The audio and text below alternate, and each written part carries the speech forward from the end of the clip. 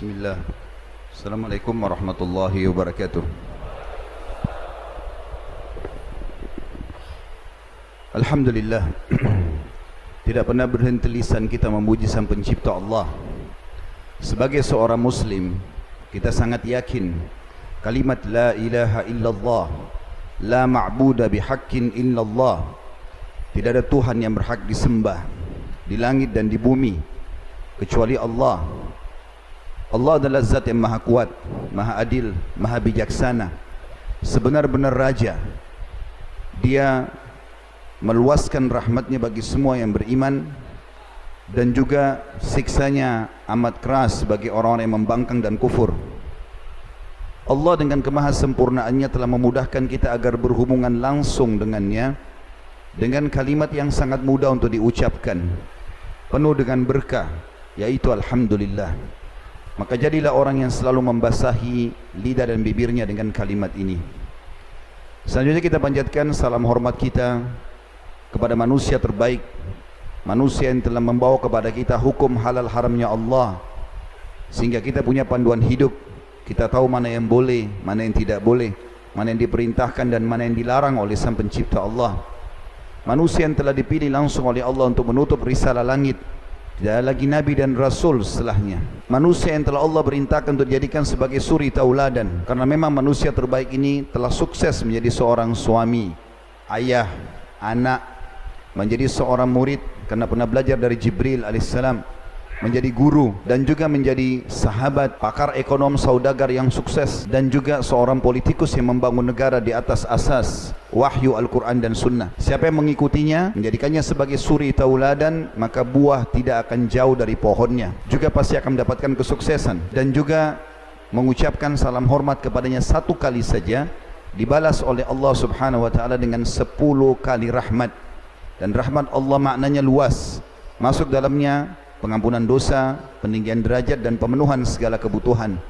Maka sangat wajar sebagai seorang muslim setelah memuji Allah Alhamdulillah, kita memanjatkan salawat dan taslim kepada Nabi besar Muhammad sallallahu wa ala alihi wa sahbihi wasallam. Pertama-tama sebelum kita memulai materi, saudaraku seiman, saya akan menjalankan hadis Nabi alaihi salatu wassalam. Man la yashkurun nas la yashkurullah.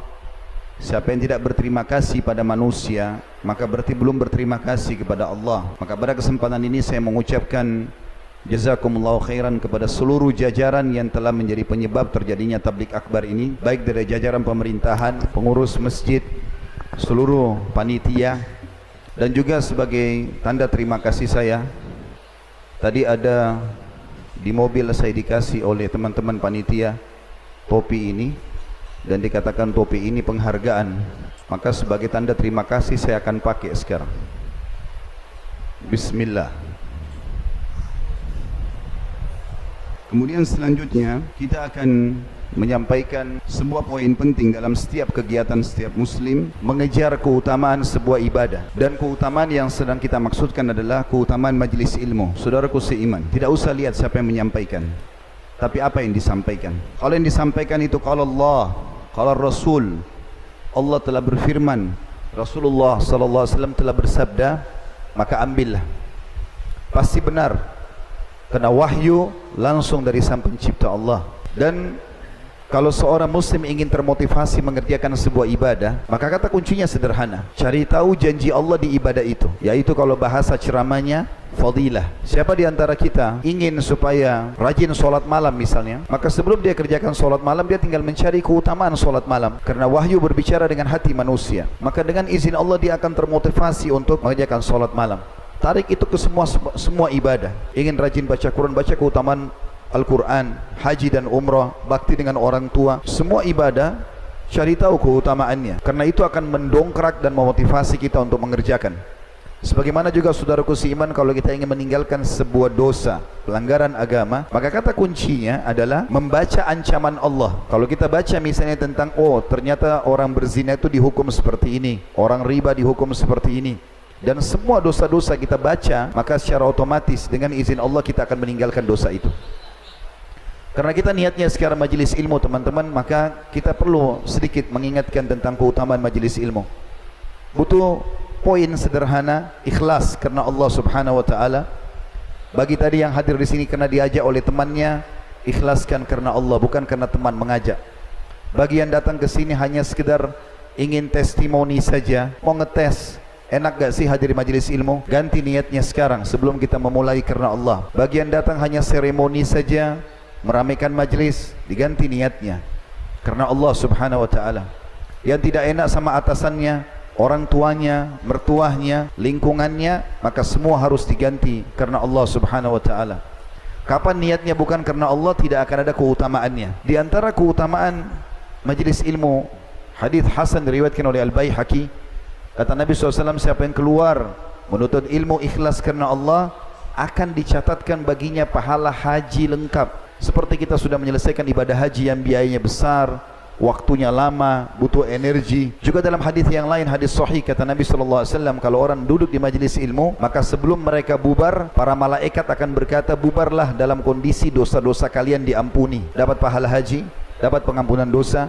Juga dalam hadis Bukhari yang lain, kata Nabi SAW, tidak ada orang yang berkumpul di rumah-rumah Allah dan mereka mempelajari ayat-ayat Allah, kecuali akan turun malaikat yang membawa rahmat dari langit, dan Allah akan turunkan ketenangan jiwa pada mereka. Makanya subhanallah, majelis ilmu itu kalau betul-betul yang benar, kita semuanya ikhlas, pemateri dan juga yang sedang hadir, kita akan merasakan ketenangan jiwa walaupun materi itu panjang disampaikan, karena Allah sedang turunkan makhluk-makhluk mulianya, malaikat hadir. Itu juga dengan hadis yang kata Nabi SAW dalam hadis sahih, siapapun yang keluar menuntut ilmu, maka dia di jalan Allah seperti mujahid, dan sekian banyak keutamaan ilmu itu.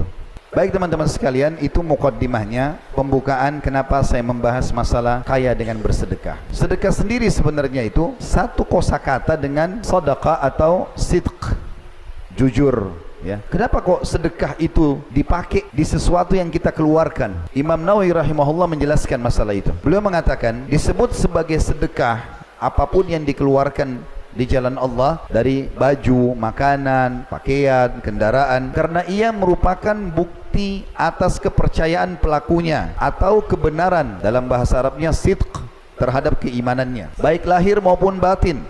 Maka sedekah itu adalah keyakinan terhadap kebenaran yang dia yakini. Makanya apa yang kita keluarkan kalau kita ikhlas karena Allah diistilahkan dengan sedekah, padahal sebenarnya dari bahasa satu kosakata sama sidq atau jujur dan percaya. Di antara statement kaum salafus saleh yang perlu kita renungi sebelum lebih dalam kita masuk kepada keutamaan sedekah, supaya kita bisa merenungi dan kita jadikan sebagai simbol atau pegangan atau prinsip hidup selama kita melalui roda kehidupan muka bumi ini. Kalau kita ingin kaya raya, Umar bin Khattab berkata, sesungguhnya amal itu saling berbangga satu sama yang lain. Sesungguhnya amal baik itu, amal soleh, berbangga satu sama yang lain. Lalu sedekah berkata, akulah yang paling baik di antara kalian. Begitu juga dengan Abdul Aziz bin Umair rahimahullah berkata, salat itu akan menyampaikan dirimu setengah perjalanan. Puasa menyampaikan dirimu ke pintu gerbangnya sang Raja Allah, dan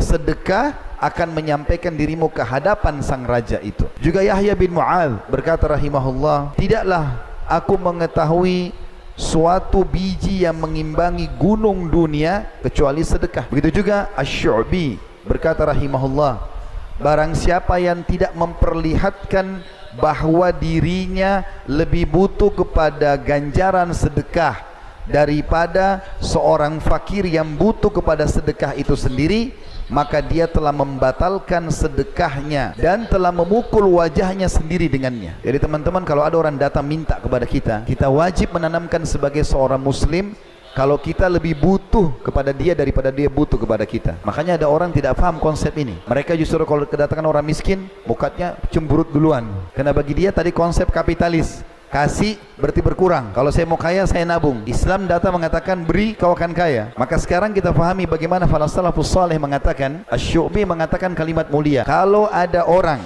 yang menganggap dirinya tidak lebih butuh terhadap yang dia sedekahkan daripada orang yang sedang minta dari dia, maka sama saja dia sedang memukul sedekah itu pada wajahnya sendiri. Artinya seakan-akan tidak diterima oleh Allah Subhanahu wa ta'ala. Perhatikan statement yang mirip dengan ini yang disampaikan Fudail bin Iyad rahimahullah, salah satu ulama tabi'in yang lain. Beliau mengatakan, pada saat dia kumpulin banyak harta untuk sedekah, lalu dia mengatakan setelah orang-orang itu pergi, kepada murid-muridnya ada di sekitarnya, sungguh mereka ini orang-orang miskin yang sudah bawa sedekahnya telah membawa perbekalanku menuju akhirat tanpa upah sedikit pun, hingga mereka meletakkannya di atas timbangan amalku di hari kiamat. Bisa ditangkap pesannya? Artinya dia mengatakan orang-orang miskin yang pergi ini sebenarnya mereka ini sedang saya minta tolong untuk membawa itu ke timbangan amalku hari kiamat.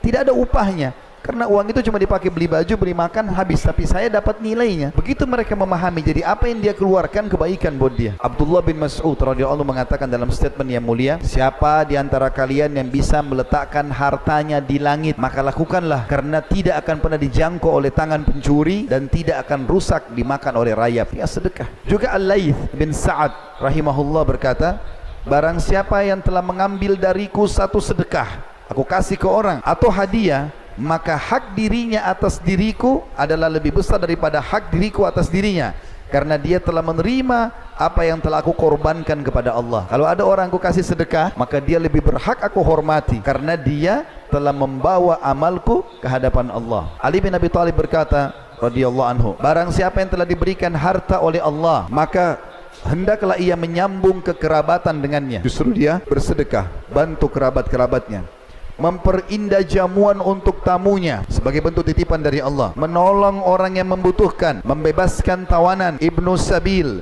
orang-orang fakir miskin, para mujahidin, dan dia bersabar atas musibah yang menimpa hartanya. Karena akan ada cobaan, karena ada orang menipu, orang utang tidak bayar, semua orang lalui itu. Saya mau tanya teman-teman, kita semua di sini yang hadir, apakah antum pada saat utangkan orang, semua orang bayar? Hah? Ada nggak orang hadir di sini tidak pernah ditipu? Coba angkat tangan. Tidak pernah ditipu? Hah?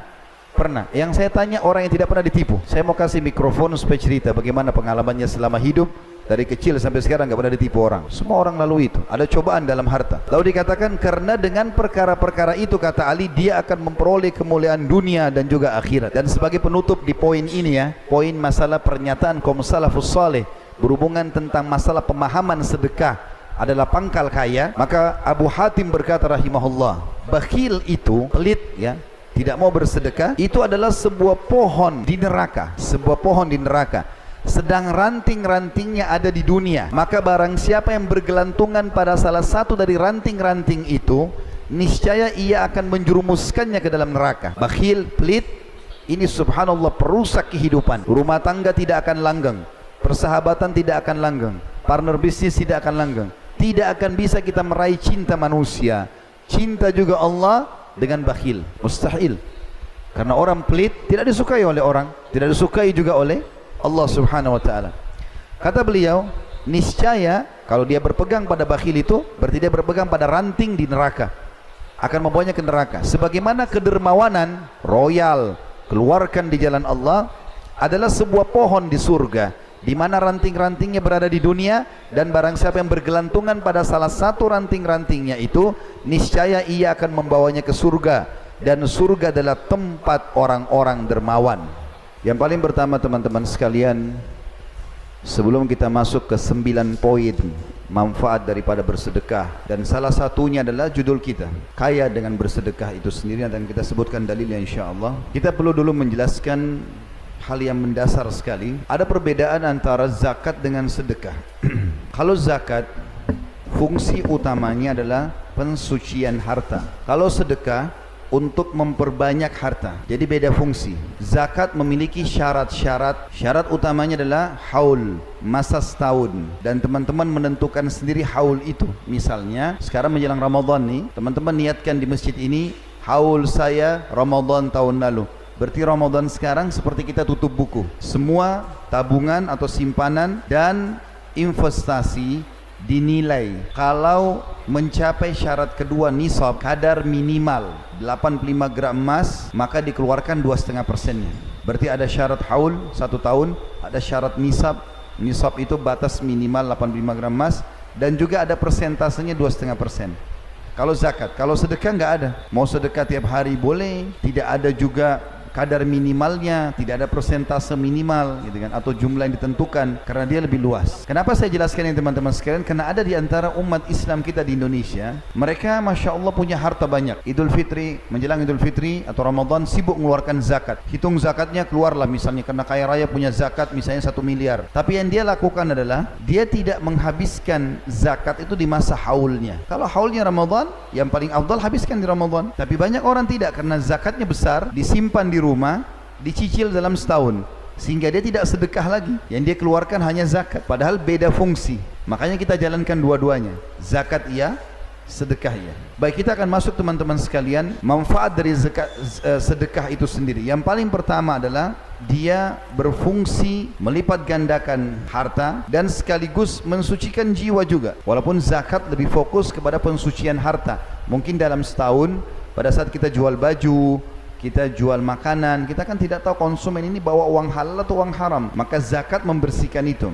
Tapi secara umum, sedekah juga selain melipat gandakan harta. Kalau zakat tadi pensucian saja, maka sedekah bisa melipat gandakan harta dan juga menjadi pensucian sekaligus. Allah Subhanahu wa taala berfirman tentang masalah itu, artinya sedekah bisa membersihkan dosa. Dalam surah At-Taubah ayat 103 atau 103.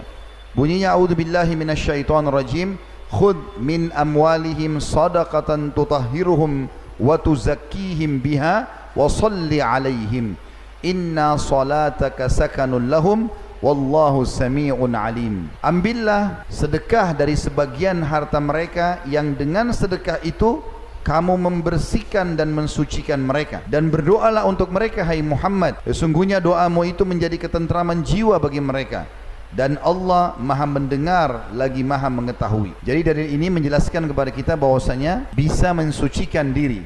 Kata sebagian ulama, pensucian diri maksudnya adalah disucikan oleh Allah dari segala dosa, dari segala sifat-sifat buruk dan penyakit-penyakit hati, di antaranya pelit. Subhanallah, orang yang suka sedekah ini, Bapak Ibu sekalian, awet muda.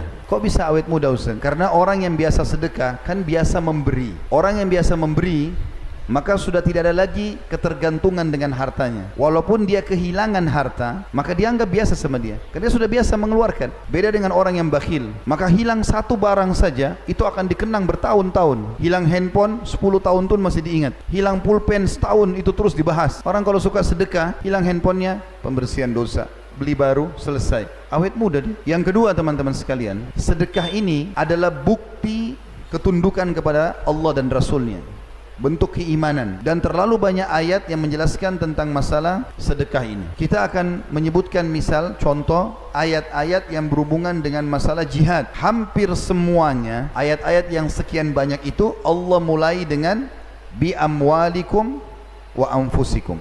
Jihadlah kalian dengan harta kalian, lalu jiwa kalian. Allah enggak mulai dengan jiwa, tapi mulai dengan harta. Dan itu dipraktikkan oleh baginda Nabi SAW. Nabi Muhammad SAW kalau mau kumandangkan jihad, beliau mengatakan jihad, sedekahlah. Sedekah duluan, kumpulin di masjid. Ada yang bawa sedekah harta, ada yang membawa sedekah kurma, ada yang membawa ini dan itu segala macam. Setelah terkumpul harta, baru Nabi SAW bentuk pasukan untuk berperang. Dan Allah Subhanahu wa taala sering kali menghubungkan teman-teman sekalian ayat yang menyinggung masalah solat dengan sedekah, yang menandakan kedudukan sedekah ini tinggi sekali. Karena solat kita tahu adalah tiang agama. Seperti Allah sebutkan dalam surah Ibrahim ayat 31. A'udzubillahi minasyaitonir rajim. Qul li'ibadiyalladzina amanu yuqimus salata wa yunfiqu mimma razaqnahum sirran wa alaniyatan min qabli an ya'tiya yaumun la bay'un fihi wala khilal. Katakan hai Muhammad kepada seluruh hamba-hambaku yang telah beriman. Apa pesan Tuhan buat kita? Allah SWT mengatakan, hendaklah mereka selalu mendirikan salat. Azan, absen diri 1 hari 5 kali. Saya hadir ya Allah. Kemudian mereka menafkahkan sebagian rezeki yang kami berikan kepada mereka, baik secara sembunyi-sembunyi ataupun terang-terangan, sebelum datang hari kiamat, di mana pada hari itu tidak ada lagi jual beli dan tidak ada persahabatan. Teman-teman ambil pesan dari saya ini. Demi Allah teman-teman, kalau antum atau anda tidak bersedekah, maka pada saat meninggal anda akan menyesal. Andai dulu saya sedekahkan semua harta saya. Bukan berarti tidak boleh menabung. Menabung dalam Islam boleh-boleh saja. Tetapi para salafus salih mempraktikkan, mereka sedekah. Dengan sedekah makin banyak keuntungannya. Abdurrahman ibn Auf radhiyallahu anhu terkenal orang kaya raya, sahabat Nabi yang masyhur. Selalu simbolnya salah satunya adalah kekayaannya. Dia pernah berpikir tentang hartanya yang banyak ini, mau diapakan harta ini. Dia takut hisab hari kiamat. Bagaimana caranya habiskan harta? Dibagi-bagiin sama semua orang. Masih banyak, sudah dibagi-bagi masih banyak. Bagaimana solusinya nih? Lalu dia cari tahu siapa di Madinah, karena rata-rata pedagang kurma semuanya, yang kebun kurmanya gagal panen tahun itu. Sengaja dia cari yang gagal panen. Mana yang gagal panen? Rupanya ada satu orang, satu kebun, ratusan pohon kurma gagal panen. Sekian ton banyak kurma. Nggak ada yang beli. Karena orang-orang Madinah, mereka semuanya banyak kurma. Jadi kalau kurma kering sedikit dianggap kualitasnya nggak bagus. Abdurrahman bawa hartanya, ditanya sama dia, kau mau jual kurmamu? Mau. Berapa? Sekian. Nggak pakai nawar, dibeli semua sama dia. Niatnya supaya hartanya udah sedekah buat kamu deh. Lalu kurma kering ini niat mau dibagi-bagi buat orang. Siapa yang mau ambil silakan, gratis. Yang penting hartanya habis disedekahin. Rupanya tidak ada yang mau ambil kurma, karena kurma kering. Dianggap kurma kurang bagus kualitasnya. Dan di Madinah orang bisa beli kurma banyak. Abdurrahman berpikir, harta sudah saya sedekahkan, tapi ada kurma kering tertinggal nih. Ya Allah, mudahkan nih, bagaimana solusinya? Subhanallah, baru 2 hari berlalu, ada utusan dari kepala suku di Yaman. Rupanya dengan hikmah Allah subhanahu wa ta'ala, mereka tertimpa penyakit, dan obatnya itu harus kurma kering. Cari di Madinah, Madinah tempat ada kurma. Siapa yang punya kurma kering? Nggak ada kecuali Abdurrahman. Maka utusan Yaman ini membeli double-double dari harga yang Abdurrahman sudah keluarkan. Allah datangkan rezekinya, subhanallah. Teman-teman sekalian, ayat Al-Quran mengingatkan kepada kita, tadi saya baca, segeralah mendirikan solat, sedekahkan sebelum datang hari kau akan menyesal hari kiamat nanti. Juga dalam surah Al-Baqarah, Allah subhanahu wa ta'ala berfirman, Al-Baqarah ayat 254, A'udzubillahi minasyaitonirrajim. Ya ayyuhalladzina amanu, hai orang-orang beriman, yang beriman yang dipanggil, anfiku mimma razaqnakum min qabli an ya'tiya yaumun la bay'un fihi wala khullatun wala syafa'ah wal kafiruna humudz zalimun. Hai orang-orang beriman, segera sedekahkan, belanjakan, infakkan hartamu, infakkan atau sedekahkan sebagian dari rezeki yang kami berikan kepadamu sebelum datang hari yang pada hari itu tidak ada lagi jual beli dan tidak ada lagi syafaat. Tidak bisa lagi orang minta tolong, tidak ada lagi negosiasi, tidak ada negosiasi di sini. Dan orang-orang kafir, mereka lah orang-orang yang zalim. Juga dalam surah Al-Munafiqun ayat 10 yang menjelaskan tentang menyesalnya orang nanti kalau lihat kematian dan tidak sempat bersedekah. Al-Munafiqun ayat 10 bunyinya, A'udzubillahi minasyaitonirrajim, wa anfiqu mimma razaqnakum min qabli an ya'ti ahadakumul mautu fayaqul rabbi laula akhartani ila ajalin qaribin fa asaddaqa wa akum minas salihin. Dan belanjakanlah sebagian dari apa yang kami berikan kepadamu sebelum datang kematian kepada salah seorang di antara kamu. Lalu dia berkata, pada saat lihat malaikat maut, baru dia berkata, Ya Rabbku, mengapa engkau tidak menangguhkan kematianku sampai waktu yang dekat, yang menyebabkan aku dapat bersedekah dan aku termasuk orang-orang saleh. Jadi subhanallah, salah satu yang membuat penyesalan yang mendalam bagi orang mati, kenapa enggak sempat sedekah. Yang ketiga, manfaat daripada sedekah. Seorang mukmin akan dilindungi oleh sedekahnya pada hari kiamat di mahsyar. Perlu kita gambarkan dulu teman-teman sekalian, nanti ada hari kebangkitan. Salah satu rukun iman kita yang kelima, iman kepada hari kiamat.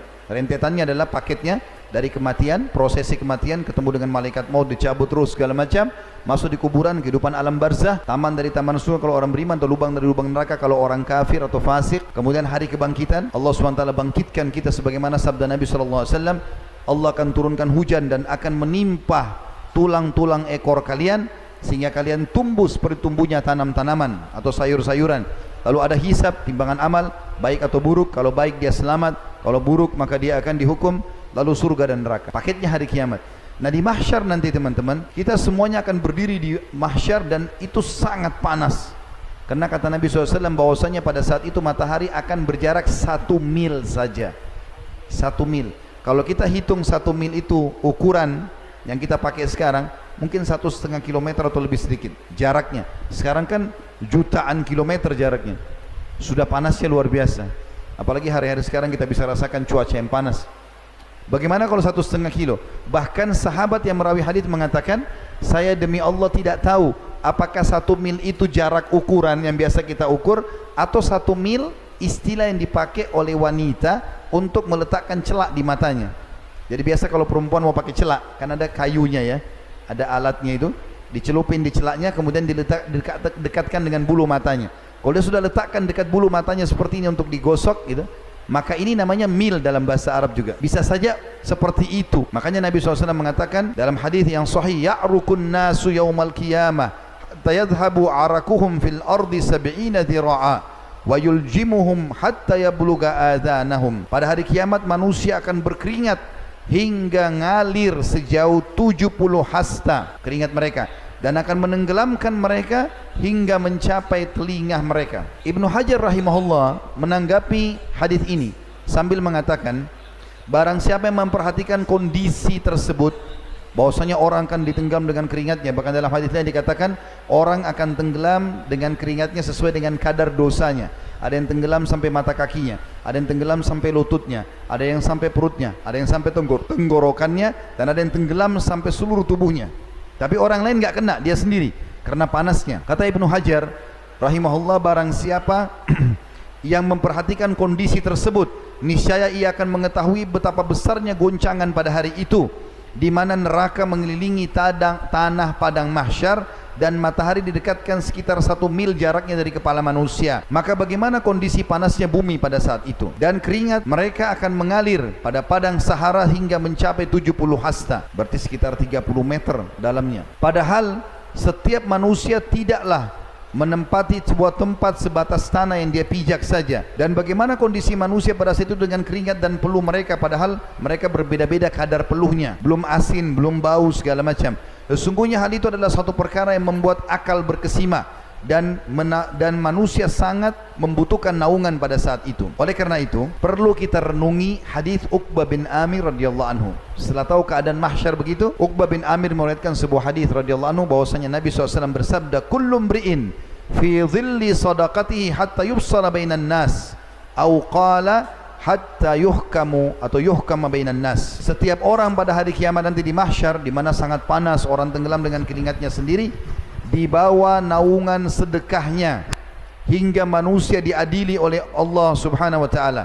Dan Nabi SAW mengatakan, atau dalam riwayat lain, hingga keputusan di antara manusia ditetapkan dalam pengadilan Allah. Abul Khair berkata, seorang perawi hadis, tidaklah suatu hari dilewati melainkan dia bersedekah, atau dikatakan tentang Abul Khair bahwasanya tidaklah lewat sehari kecuali dia bersedekah, walaupun hanya dengan sepotong roti, kue, ataupun sebutir bawang, karena takutnya nanti jangan sampai sedekahnya tidak menolongnya di mahsyar. Juga bagi orang yang suka bersedekah, Allah Subhanahu wa taala memudahkan Rasulnya Muhammad SAW menyampaikan kepada kita ada 7 golongan yang akan dinaungi oleh Allah di hari kiamat, di mana tidak ada naungan kecuali naungan Allah, tidak kena panas, tidak tenggelam dengan keringat. Dari 7 ini salah satunya adalah warajulun tasaddaqa bisadaqatin fa akhfaha hatta la ta'lama shimalu ma tunfiqu yaminu. Seseorang yang sibuk bersedekah dengan tangan kanannya sampai-sampai tangan kirinya tidak tahu apa yang dikeluarkan oleh tangan kanannya. Saya teman-teman sekalian, yang keempat, manfaat dari sedekah. Sedekah itu akan menghindarkan dari musibah dan menjauhkan dari kematian buruk atau su'ul khatimah. Di dalam hadis diriwayatkan oleh Abu Umamah radhiyallahu anhu bahwasanya baginda Nabi alaihissalatu wassalam bersabda, "Sana'iul ma'ruf taqiyu masari'as su wa sadaqatus sir tudfi'u ghadabar rabb wa silatur rahim tazidu fil umur." Artinya, perbuatan-perbuatan baik, ketaatan-ketaatan kepada Allah akan menghindarkan diri dari pintu-pintu keburukan, musibah, cobaan. Semua orang, kata ulama hadis, yang rutin bersedekah, setiap ada cobaannya tertepis atau dia jadi mudah melewatinya. Sedekah yang tersembunyi itu bisa meredam amarahnya Rabb. Kalau dia buat salah kan biasanya Allah marah, Allah akan hukum dia, tapi enggak jadi Allah hukum karena sedekahnya. Dan menyambung silaturahim akan menambah umur. Hadis ini sanadnya hasan, diriwayatkan oleh At-Tabarani. Ibnu Abu Ja'ad rahimahullah menanggapi hadis ini sambil mengatakan, sesungguhnya sedekah benar-benar akan menghindarkan seseorang dari 70 pintu keburukan. Bahkan ada hadis Nabi SAW yang diriwayatkan oleh Anas bin Malik radhiyallahu anhu yang berbunyi, inna sadaqata la tudfi'u ghadabar rabb wa tadfa'u an mitati su. Ketahuilah sesungguhnya sedekah itu, kata Nabi SAW, dapat memadamkan amarah Rabb. Kalau ada orang buat dosa, Allah akan hukum, tapi karena dia sedekah, Allah hilangkan murkahnya itu dan menghindarkan dia dari kematian buruk. Ibnu Arabi Al-Maliki berkata, Yang dimaksud dengan hakikat kematian buruk adalah kematian dalam kondisi melakukan kemaksiatan. Dan Al-Mubarakfuri berkata, Al-Iraqi berkata, secara zahir maksud kematian buruk adalah kematian yang mana Rasulullah sallallahu alaihi wasallam berlindung kepada Allah darinya, berupa kehancuran, jatuh, tenggelam, kebakaran, tergoda syaitan saat menghadapi maut, dan terbunuh saat lari dari medan perang. Semua itu bisa seseorang selamat karena sedekahnya. Juga dalam hadis Bukhari, Nabi SAW mengatakan, sesungguhnya dosa-dosa akan terlintas dalam hidup kalian, dan itu akan dimaafkan dengan solat, puasa, dan sedekah. Jadi dia membersihkan kesalahan-kesalahan tersebut. Kata ulama, orang yang rutin bersedekah Allah akan selamatkan. Yang penting sedekahnya dari sumber yang halal. Perlu teman-teman garis bawah juga poin penting, kita kuatkan di poin keempat ini. Sedekah yang paling afdal adalah sedekah yang sumbernya benar, halal, dikeluarkan di jalan yang benar. Antum kerja, dagang, halal, modalnya halal, produknya halal, sistemnya halal, dikeluarkan, sumbang untuk masjid, rumah anak yatim, bakti orang tua, jamu tamu, itu yang paling afdal. Dan ini yang bisa menyelamatkan dari masalah. Yang kedua, yang ketiga, dan keempat ini masalah, bahkan bisa jadi hukuman bagi dia. Yang kedua, ini yang bisa masalah, adalah sumbernya halal, jelas dia halal, dagangnya, modalnya, segala macam, gajinya sebagai pegawai halal, tapi dikeluarkan ke yang haram, dipakai berzina, dipakai menipu, dipakai ini dan itu. Ini bisa berbahaya bagi dia, tidak ada manfaatnya, tidak dapat manfaat tadi. Yang ketiga juga sama buruk, sumbernya halal, sumbernya haram, tapi dikeluarkan pada yang halal. Misal hasil korupsi, pencurian, manipulasi, mencuri ya, kemudian dikeluarkan untuk haji dan umrah, nggak diterima. Karena kata Nabi SAW, Inna Allah tayyibun la yakbalu illa tayyiba. Allah suci dan bersih, tidak terima kecuali suci dan bersih. Yang terakhir, yang keempat, yang paling buruk, sumbernya haram, keluar yang haram, hasil pencurian dipakai berzina. Ini yang paling berat. Oleh karena itu kita harus fokus, harta kita harus sumbernya halal, kemudian dikeluarkan pada yang halal. Nabi SAW mengatakan, ni'ma malus salih biyadi abdis salih. Sebaik-baik harta adalah yang saleh, yang halal, yang baik, kemudian di tangan orang yang saleh, karena dia akan keluarkan pada kebaikan-kebaikan.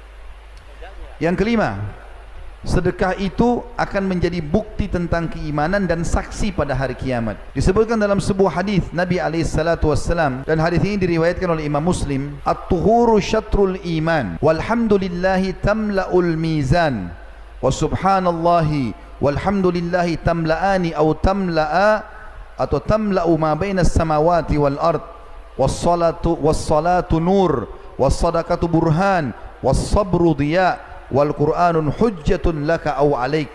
Kullun nasi yakdu fabayu nafsahu famu'tikuha aw mubikuha. Terjemahannya, bersuci itu bagian daripada iman. Maaf cebok, dari buang yang besar, buang yang kecil. Bersuci dari badan, pakaian, tempat, disunnahkan oleh Nabi SAW, bahkan itu adalah bagian daripada keimanan. Mandi wajib dari junub, mandi Jumat bagi laki-laki, kemudian mandi haid dan nifas bagi perempuan, itu bagian daripada keimanan. Alhamdulillah yang sering diucapkan akan memenuhi dan memberatkan timbangan. Subhanallah walhamdulillah, kalau ditambah dengan alhamdulillah, digabungkan dengan subhanallah, maka akan memenuhi pahalanya antara langit dan bumi.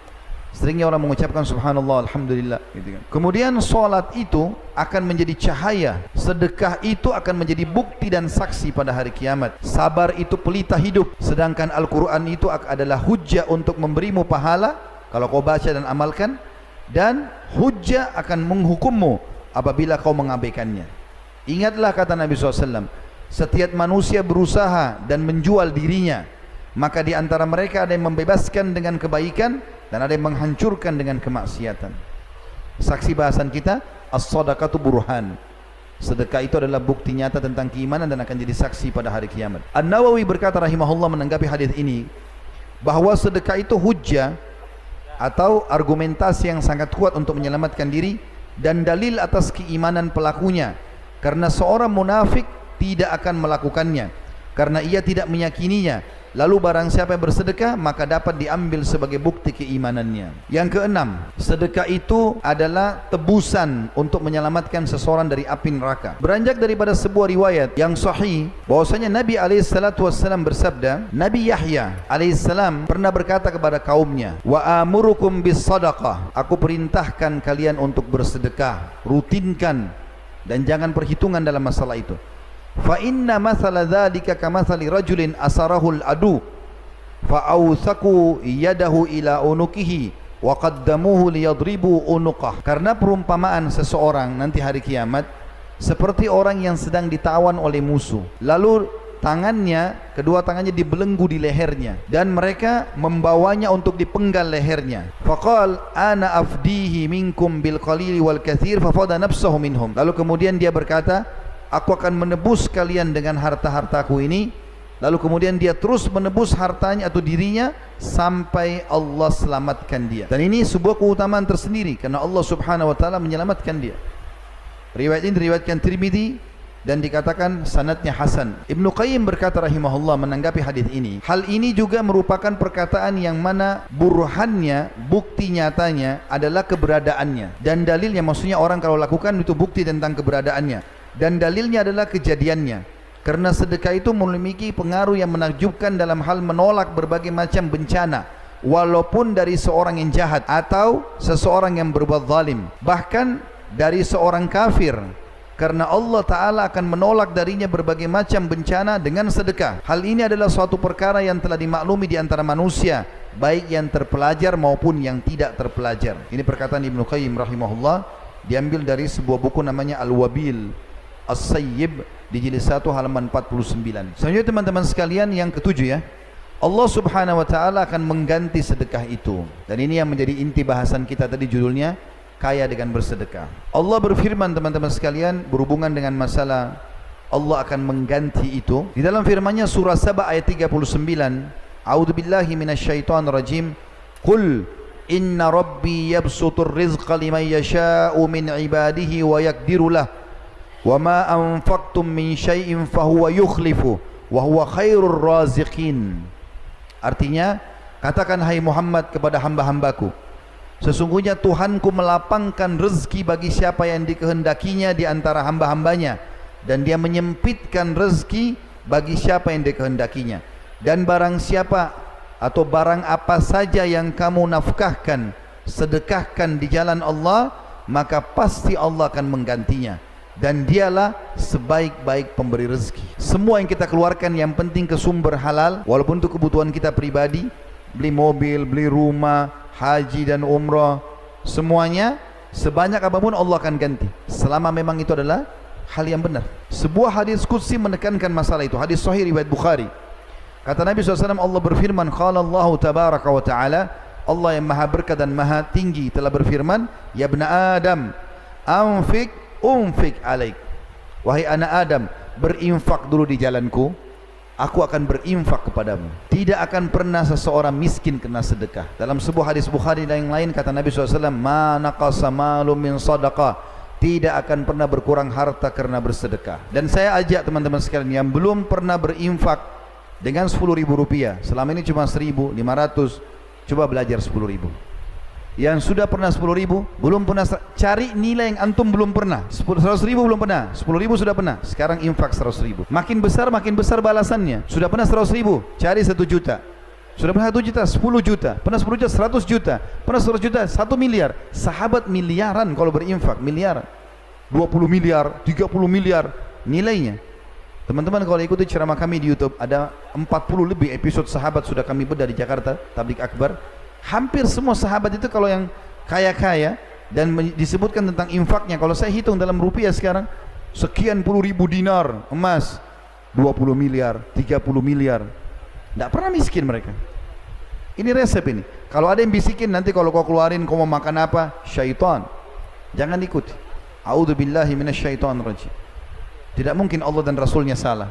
Pernah ada sahabat teman-teman, adik kakak, si kakak sakit perut, adiknya datang ke masjid lalu mengatakan, ya Rasulullah, kakakku lagi sakit perut. Kata Nabi SAW, berikan dia madu, kasih madu. Ini contoh yang lain ya, untuk menguatkan keyakinan kepada Allah dan Rasulnya. Berikan dia madu. Karena Nabi SAW mengatakan, kesembuhan ada di 3 hal: meminum madu, kemudian sayapan bekam, ngeluarin darah kotor, dan kai. Kai itu menempelkan besi panas. Lalu kata Nabi SAW, dan aku melarang umatku menggunakan kai. Maka waktu orang ini datang mengatakannya, Rasulullah, kakak saya sakit perut. Kata Nabi, kasih madu. Rupanya dikasih madu, kakaknya dia pulang lagi, kakak saya masih sakit ya Rasulullah. Seakan-akan gak yakin nih. Apa kata Nabi SAW? Allah pasti benar dan perut kakakmu yang bohong. Sabar, pasti sembuh. Tidak mungkin tidak. Nggak ada keraguan bagi seorang mukmin. Tahu teman-teman apa yang membuat Abu Bakar radhiyallahu anhu punya kedudukan tinggi di sisi Allah? Sampai dari semua sahabat yang dapat julukan Siddiq, yang akan menemani nabi-nabi di surga, minan nabiyina was siddiqin, nabi-nabi dan orang siddiq. Abu Bakar satu orang yang dapat julukan Siddiq. Kenapa? Semua yang Allah dan Rasulnya ucapkan pasti benar. Mau masuk akal nggak masuk akal pasti benar. Waktu kejadian Isra Mi'raj, ya, orang-orang Quraisy bilang, Abu Jahal bilang sama Abu Bakar, ini teman Muhammad sudah gila. Masa ngaku Isra jalan di malam hari ke Palestina? Waktu itu kalau orang mau jalan, waktu itu belum ada pesawat segala macam, orang harus menunggangi kuda terkuat, anak muda yang punya kekuatan full, 1 bulan jalan non-stop baru sampai ke Palestina. Ini 1 malam jalan ke sana, pulang pergi lagi, kemudian naik ke langit, ketemu Tuhannya, kembali lagi. Bagaimana bisa? Abu Jahal ingin goyahkan imannya Abu Bakar. Apa kata Abu Bakar? Hai Quraisy, ketahuilah, kalau depan mata saya ada tembok warnanya putih, lalu Muhammad bilang bukan Abu Bakar, itu hitam, saya akan bohongkan mata saya dan saya akan bilang iya hitam. Jadi kalau Nabi bilang hitam padahal putih depan mata, enggak, hitam, berarti mata saya yang salah. Saking percayanya sama Nabi Muhammad SAW. Begitu seorang muslim. Bagaimana antum masih ragu dengan penyampaian wahyu seperti ini? Dan dalam hadis Bukhari yang lain, mulia sekali hadis ini, kita akan mendapatkan doa malaikat untuk melipat gandakan harta kita hanya dengan sedekah setiap hari itu. Kata Nabi SAW, ma min yaumin yusbihul ibadu fihi illa wa malakani yanzilan. Tidak ada satu hari pun di pagi hari setiap hamba yang masih hidup ada, kecuali ada malaikat dan Allah turunkan 2 dari langit pada hari itu. Fayaqul ahaduhuma, maka salah satu malaikat itu berkata, Allahumma a'ti mumfikan khalafa, ya Allah berikanlah kekayaan dan ganti orang-orang yang berinfak. Wa yaqulul akhar, Allahumma a'ti mumsikan talafa, dan yang satu lagi mengatakan, ya Allah binasakan, hancurkan orang-orang yang kikir. Imam Nawawi berkata rahimahullah menanggapi hadis ini, para ulama berkata, infak tersebut adalah dalam ketaatan, akhlak-akhlak yang terpuji untuk keluarga dan tamu, sedekah-sedekah dan sebagainya, dan tidak pada hal-hal yang tercela atau mubadzir berlebih-lebihan. Sedangkan infak yang menahan diri dari hal yang tercela, dalam infak adalah hal yang positif. Lalu beliau mengatakan, atau Ibnu Hajar menanggapi itu, Ibnu Hajar mengatakan, adanya doa dari malaikat kehancuran mengandung 2 makna. Tadi kan malaikat yang satu mengatakan, ya Allah gantikan dan luaskan rezeki orang yang berinfak, yang satu mengatakan binasakan dan hancurkan orang yang kikir. Kata Imam Ibnu Hajar rahimahullah mengandung 2 makna. Allah hancurkan di sini. Yang pertama, dihancurkan hartanya sendiri. Yang kedua, dihancurkan jiwanya. Artinya Allah buat dia sakit, buat masalah segala macam karena tidak pernah berinfak. Ini resep yang sangat luar biasa teman-teman sekalian. Yang ke-8, tentu tinggal 2 saja. Yang ke-8 adalah sedekah itu termasuk yang tidak akan pernah terputus setelah meninggal orang. Hadis yang masyhur yang sudah kita tahu sama-sama. Hadis ini diriwayatkan oleh Imam Muslim, idza mata ibnu Adam inqata 'amaluhu illa min 3. Kalau anak Adam meninggal dunia, terputus sumber pahalanya kecuali dari 3 sumber yang pasti. Lalu Nabi SAW sebutkan yang pertama, shadaqatun jariyah, sedekah yang dikeluarkan yang terus bermanfaat, wakaf tanah, bangunan masjid, rumah anak yatim, Al-Quran yang dibaca, segala macam, jalan, jembatan, itu semuanya. Au ilmin yuntafa'u bih, atau ilmu yang bermanfaat yang disebarkan, awaladin salihin yad'ulah, atau anak soleh yang mendoakan dia. Kata para ulama, perhatikanlah baik-baik wahai saudaraku dari hadis ini. Ternyata Nabi SAW menyebutkan yang paling pertama membuat selalu pahala kita bertambah setelah kita meninggal adalah sedekah. Maka yang tertinggal adalah amal yang kita lakukan.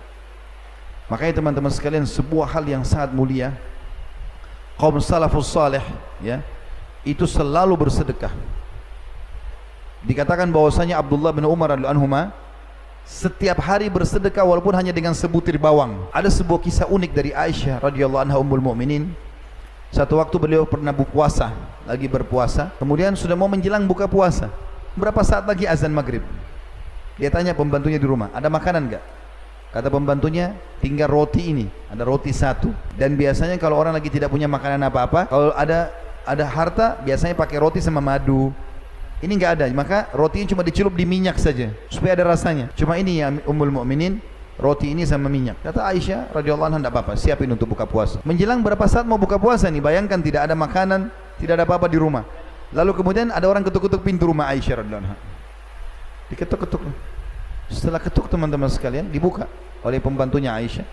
Banyak orang miskin minta makanan.